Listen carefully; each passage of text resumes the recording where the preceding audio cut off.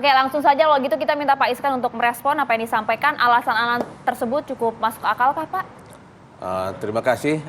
Kemarin Menteri Agama sudah baru Iya, mengusulkan sudah memaparkan kenaikan yang akan dibayar jemaah haji 69 juta. Saya kaget juga gitu ya. Maka PKS sebetulnya akan menolak gitu ya, usulan Menteri Agama sebesar itu. Tapi kita juga punya bukti. Umpamanya tahun kemarin rata-rata biaya haji itu kan 81 juta. Ya. Jemaah haji itu membayar 39 juta. 39 juta itu kan mereka sudah nyetor 25 juta, ya kan? Kemudian keuntungannya itu dibuat menjadi dana nilai manfaat. Jadi sebetulnya jemaah haji kemarin tidak bayar sama sekali. Yang berangkat tahun lalu? Iya, enggak bayar. Cuma dia melunasi 10 juta. Kan gitu. Kalau sekarang itu umpamanya harus 69 juta, dia sudah baru nyetor 25 juta. Jadi sekitar 70 juta dikurang 25 berarti berapa? 45 juta. 75% jemaah haji Indonesia adalah petani dan nelayan. Ini data Kemenak. Yang akan berangkat tahun ini. Berarti jemaah haji yang berangkat tahun ini mereka Satu akan orangnya? mundur. Ini fatal. Mereka berarti tidak bisa berangkat, nggak mampu melunasi. Karena harus melunasi total 45 juta. Di mana kesalahannya? Tahun kemarin sudah naik sebetulnya, karena di Masyair itu naik dari 1.500 rial menjadi 6.000. Tahun kemarin juga lahir. Kenapa tahun ini tiba-tiba biayanya 100 juta? Karena saya lihat kemarin itu April 2022 rata-rata kan biayanya 80 juta. Jemaah haji nyetornya 39 juta.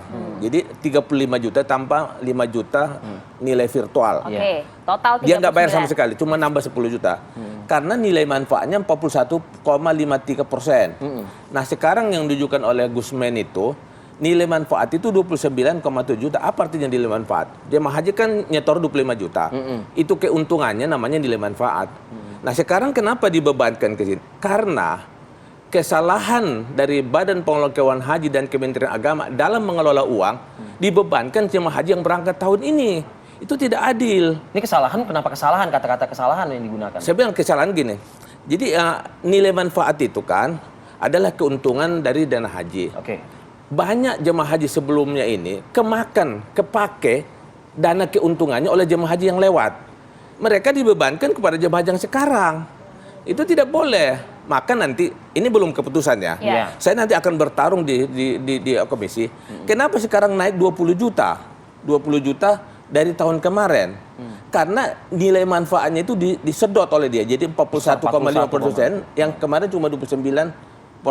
Karena 20-an% itu digunakan untuk jemaah haji yang kemarin. Jadi keuntungan jemaah haji kemarin kepake gitu beberapa tahun ini. Ntar dulu. Gitu. Saya ingin ke Pak Jaja ya, tapi dulu nih biar enak nih komunikasi dulu, kita nih. Pak Jaja, silakan Pak. Ada yang perlu mungkin dijelaskan dari pernyataan anggota Komisi 8 DPR ini, Pak. Terima kasih, Mas Arif. Memang dalam penyelenggaraan haji tahun 2022 ya, itu kan perlu diketahui oleh jamaah bahwa biaya dengan ibadah haji itu bukan 39 juta ya, tetapi adalah 98.999.221,59 rupiah. Artinya 98,3 lah gitu ya. Berapa yang biaya yang disetor oleh jamaah? Yaitu hanya 39 juta. Rinciannya adalah 25 juta setoran awal, 10 juta pelunasan, dan denda virtual code yang diberikan oleh BPKH. Gini Pak, Bapak salah. Yang kita bahas ini, yang disetor oleh jemaah haji. Kalau nilai manfaat itu kan keuntungannya. Jadi Bapak harus lihat dong. Kemarin jemaah haji cuma bayar 35 juta, ya kan? 25 juta tabungan, 10 juta pelunasan. Ditambah sekitar 4 juta nilai virtual, ada sekitar 4 juta. Saya paham ini Pak. Jadi sekarang kalau jemaah haji yang berangkat tahun ini, kan dia harus bayar 40 juta cash. Artinya kalau Presiden sudah membuat SK biaya ini, jemaah haji harus membayar 45 juta. Jemaah haji akan gagal berangkat. Itu yang Bapak harus paham ini. Kayaknya Bapak nggak ngerti nih hitung-hitungan. Parah ini. Silakan Pak Jaja. Nanti dulu Pak Isan.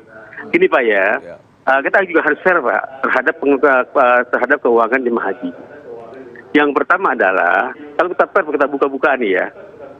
biaya haji itu kan Pak, yang tahun yang lalu adalah 98 juta. Yang dibayar jamaah 39 Iya, Pak. juta.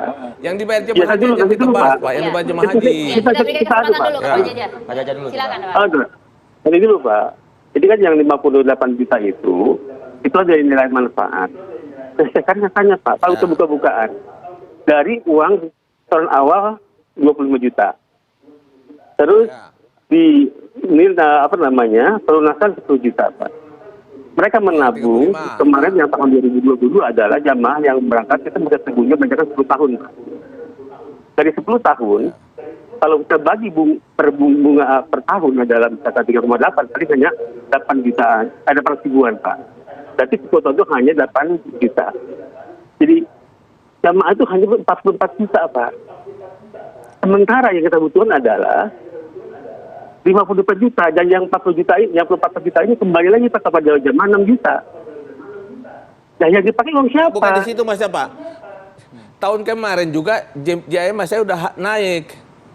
Jadi sebetulnya ini pas malah adalah kesalahan mengelola dana haji di BPKH yang kemarin dananya itu 41% itu nilai manfaatnya Pak. Dibebankan kepada jemaah haji sekarang, artinya nilai manfaatnya cuma 29,7. Artinya kegagalan BPKH dan Kementerian mengelola dana haji selama ini dibebankan kepada jemaah haji yang berangkat tahun ini. Itu tidak adil, tidak adil, tidak adil. Maka sistemnya nanti kita harus cicil. Kalaupun harus naik tahun ini Itu 5 juta, Anda, Pak Iskan? iya harus dicicil. Kemudian juga jemaah haji nanti harus nambah biaya setoran dari 25 menjadi 35. Pak Jaja, Pak Jaja. benar nggak sih Pak ada pembebanan untuk tahun ini bagi calon jemaah haji sebagaimana yang dimaksudkan oleh Pak Iskan? Ya, memang betul Mas.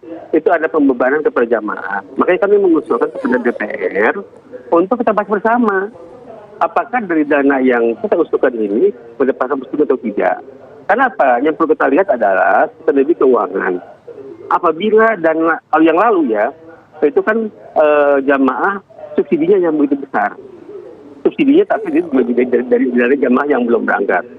Kalau hari ini kita pertahankan itu, ya, ini juga akan mengganggu strategi keuangan haji di tahun berikutnya. Apalagi ya, kalau kita lihat tahun 2027 itu kan akan ada penarikan dana 2 kali. Negara-negara itu ada 2 kali haji loh. Gitu. Oke.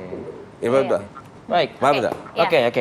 Artinya kita sampai di situ terlebih dahulu. Memang artinya memang ada pembebanan juga untuk biaya haji di tahun ini, begitu ya. Kita coba nanti akan dengar juga bagaimanakah suara masyarakat di wilayah lain dan mengenai kenaikan ini ya. Oke, Bapak, kita akan jeda terlebih dahulu. Kita lanjut Pak Jaja ya. Kami akan kembali untuk Anda. Ya, kita akan melanjutkan lagi diskusi ya bersama dengan Pak Jaja Jailani, Direktur Pengelolaan Dana Haji dan SIDU, Direktorat Jenderal PHU Kemenak RI, dan juga Pak Iskan Kolbalubis, anggota Komisi 8 DPR RI. Tapi kita coba dengarkan lagi yuk suara dari masyarakat. Kita bergabung dengan biro kami di Surabaya, Goldi Gumilang. Goldi, seperti apa respon masyarakat mendengar usulan yang disampaikan di DPR kemarin oleh Kementerian Agama? Baik Arif Fadil, Maria Asegaf dan juga pemirsa, terkait dengan usulan dari Kementerian Agama tentang biaya penyelenggaraan ibadah haji sebesar 98.800.000 di tahun 2023. Kami akan langsung menanyai beberapa masyarakat yang berada di daerah PP Legi, Kabupaten Sidoarjo yang saat ini sedang melakukan kegiatan olahraga. Kami akan menanyai apakah setuju jika memang biaya penyelenggaraan ibadah haji di tahun 2023 ini naik hingga 2 kali lipat. Kami akan menanyai beberapa bapak-bapak yang saat ini berada di belakang kami. Selamat pagi Pak. Pagi, Assalamualaikum. Dengan Pak siapa saya berbicara? Agus Ibrahim. Pak Agus Ibrahim, dengan usulan dari Kementerian Agama tentang kenaikan harga biaya haji di 2023 sebesar 98 juta ini gimana responnya? Setuju apa tidak dan alasannya gimana? Wah, berat ya, saya tidak setuju. Kasihan, naiknya trennya terlalu jauh. Terlalu jauh. Apa terus yang ngumpulin uang dengan waktu dekat ini apa ya? Logikanya enggak, kasihan. Ini banyak yang batal ini karena dekat waktunya. Kalau informasinya jauh-jauh hari mungkin masuk akal lah. Itu. Terkait dari 98 juta itu kan biaya yang dioperasikan untuk calon jamaah kan 69 juta ya Pak ya. Oke, itu dari Pak Agus. Kemudian di samping kami ada Pak siapa? Samsuri. Pak Samsuri, gimana terkait dengan kenaikan biaya dari yang diusulkan Kementerian Agama ini di angka 69 juta? Oh, Kalau saya tidak setuju, karena begini, faktor pendukungnya itu apa? Secara ekonomi sekarang juga nggak ada gejolak ekonomi yang tinggi ya. Jadi apa alasannya? Jadi psikologis masyarakat itu pasti terpukul kan itu. Itu dari saya gitu. Jadi tidak setuju. Tidak setuju. Baik, itu dari Pak Samsuri. Nah, di samping kami juga ada dengan Pak siapa, Pak? Taufik saya. Dengan Pak Taufik. Ya. Pak Taufik, gimana dengan usulan dari Kementerian Agama terkait kenaikan yang di angka 69 juta untuk calon jamaah haji di tahun ini dari Kemenak? Tentunya ini sangat memberatkan karena jamaah haji itu reguler itu dari kelas menengah ke bawah. Dan angka segitu itu sangat fantastis. Untuk angka 37 itu sudah berat untuk masyarakat saat-saat ini di tengah resesi ekonomi. Hal ini kan tidak mudah untuk mencari uang yang sebesar itu. Kalau kita masyarakat desa ya, haji itu jual sawah, jual sapi dan sebagainya. Namun kalau naiknya sampai 1 kali lipat atau 2 kali lipat, ini tentunya banyak orang yang membatalkan haji. Dan ini sangat mengecewakan, bahkan masyarakat tentu akan menjadi gejolak di tengah-tengah kenaikan ini pastinya gitu kan. Ya. Baik, terima kasih banyak Bapak-Bapak tadi atas responnya terkait dengan usulan dari Kementerian Agama tentang biaya penyelenggaraan ibadah haji tahun 2023 yang diusulkan untuk calon jamaah haji sebesar 69 juta. Sementara itu, Maria Asigaf, Arif Adil, dan juga pemirsa, informasi dari BP Legi Kabupaten Sidoarjo. Kembali ke rekan-rekan di studio. Ya, terima kasih Goldi Gumilang melaporkan langsung dari Sidoarjo, Jawa Timur. Jadi kalau kita mendengar suara masyarakat tadi, Pak Jaja, Pak Iskan, betul disampaikan oleh Pak Iskan bahwa 75% calon jemaah haji tahun ini adalah merupakan petani dan juga nelayan. Tadi disampaikan juga bahkan mereka untuk naik haji ada yang harus jual sawah, jual sapi, kerbau. begitu ya. Memang bebannya cukup berat Pak Jaja jika kemudian dibebankan kepada calon jemaah haji kita di tahun ini begitu. Bagaimana memang sebenarnya pengelolaan di tahun lalu Pak Jaja? Mungkin kami butuh informasi juga mengenai hal ini.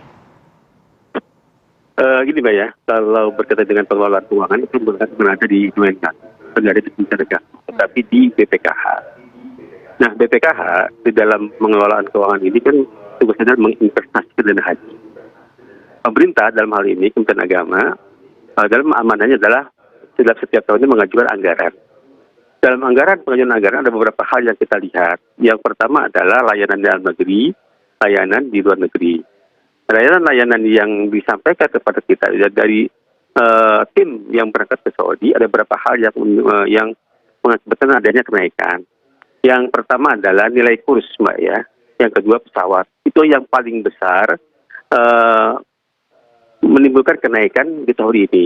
Nah, berkaitan dengan pembebanan kepada masyarakat, karena biaya haji itu sebenarnya ada dua hal. Pertama adalah dana yang terjamaah, yang kedua adalah nilai manfaat yang diterima dari BPKH.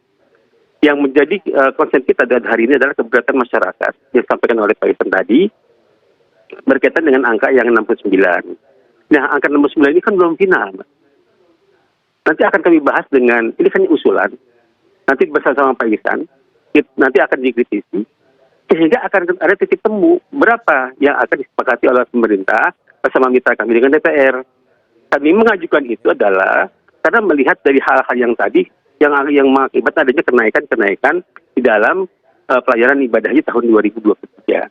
Ya, mudah-mudahan saya nanti akan ada temu angka yang ideal bersama-sama Pak Isan di DPR dengan Komisi 8 di Panja, dan itulah nanti yang akan berlaku di masyarakat. Jadi kami adalah pemerintah dalam hal ini mengajukan usulan anggaran, pembahasan bersama-sama dengan DPR, angka atau hasil bahasan itulah yang nanti menjadi kesepakatan yang akan dikenakan kepada para jamaah tahun 2023. Demikian.